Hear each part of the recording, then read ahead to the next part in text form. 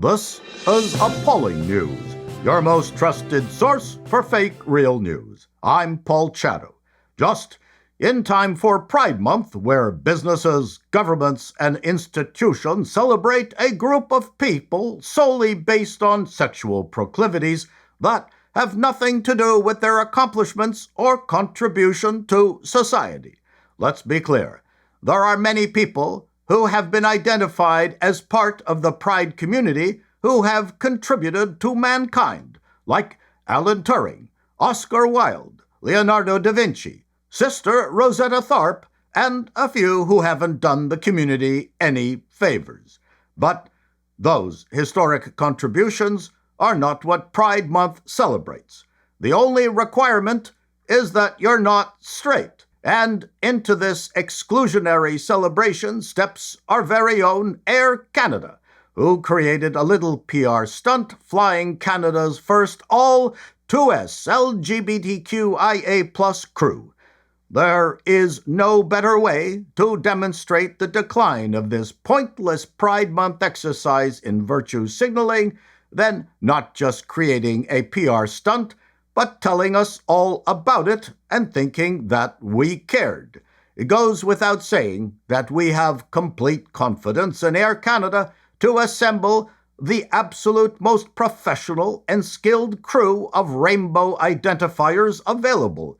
We would also hazard a guess that the selected individuals would be extremely excited and proud. But we don't think an Air Canada spokesperson would promote this by saying, "We have collected the most qualified homosexuals and sexually confused ambiguous people for your upcoming flight." As an internal exercise, we could see this being a lot of fun, but is this a PR victory? We are certain that anyone who flies Air Canada would not be shocked to find out that the male flight attendants were all gay. Actually, we'd be surprised if they weren't. We have stopped caring about this entire gay thing a long time ago. But suddenly, corporations were competing with each other over how many drag queens worked the lunchroom. Then trans rights activists jumped out of the Pride Trojan horse, and all hell broke loose. But we are exhausted by pride flags and chalked sidewalks that come off on our loafers. Sadly, Air Canada's exercise in futility was not received well on X, and they restricted replies. Many were unnecessarily nasty. There is no doubt that AC did this with the best of intentions, and the folks in the promo video looked genuinely thrilled. You could have gone all the way and selected only 2S LGBTQIA+ passengers. Now that would have been a party.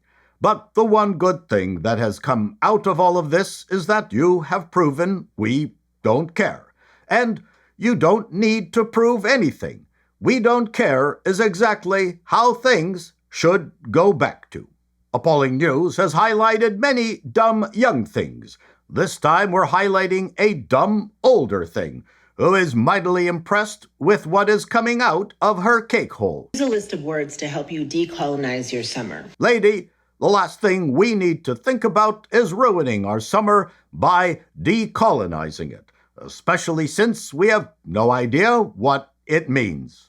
And like with anything, our vocabulary evolves. It isn't about being woke, it's about elevating your vernacular to fit the times and the paradigm that we're in. Sorry, but that sounds extremely woke. You included vernacular and paradigm. Those sure sound like words used by colonizers. So welcome. First, stop saying picnic. Picnic originated from pick a N-word.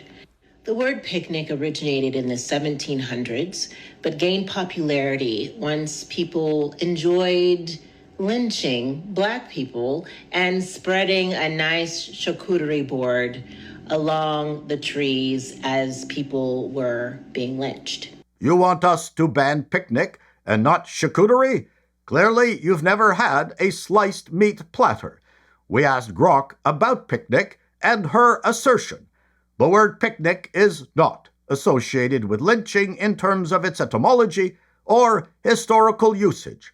The term picnic comes from the French pique-nique, meaning a meal eaten outdoors where each person contributes food, dating back to the 17th century. However, a false narrative has circulated, particularly in online discussions, claiming that picnic originated from or was tied to lynching of African Americans, often alleging it derived from pick and N-word or similar racist phrases.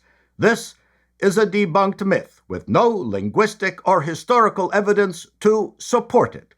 In conclusion, if you're white and run into LeBron James, you can confidently ask, "Hey, LeBron, do you want to go for a picnic?" as long as his bodyguard recognizes you. Final thing, dark and light. In referring to a melanated woman such as myself, I do not accept being called dark. I am melanated. I am richly hued. You seem to be enjoying yourself. But if I went up to a black person and yelled, "Hey, you extremely melanated," I believe that would cause me more grief than offering to go on a picnic. I am dripping with melanation. That is how you should refer to those with melanation. Do not use dark and light, fair and dark. Is in reference to, obviously, Caucasian skin and automatically presumed good. And dark is presumed bad. You see this in a lot of Disney movies. Well, let's look at some Disney villains then. Maleficent doesn't look too melanated. Neither does Cruella de Vil. Ursula is purple. Captain Hook is downright pale. Oh, maybe you're referring to Yzma, but she is awesome. Pull the lever, Kronk. We think you might be projecting. We are melanated. We are hued, richly pigmented people. Dark. There is no such thing as dark humor. We beg to differ. Dark and black humor are used interchangeably, neither of which you possess. Gee, for a self-described etymologist, you suck. The Latin declinations being suck, succius, succium, succios, succio, suck off. This is just an exercise of evolving and maturing your vocabulary. No, this is a self-pleasuring exercise with $5 words. But once we begin to pull the thread of the history, the etymology of the word, which you got completely wrong, we understand that that word does not resonate with who we're becoming, or someone who is still operating from your 8th grade brain. Anyone with an 8th grade brain would immediately identify just what an insufferable charcuterie you are. This is appalling news, and that's the way it is.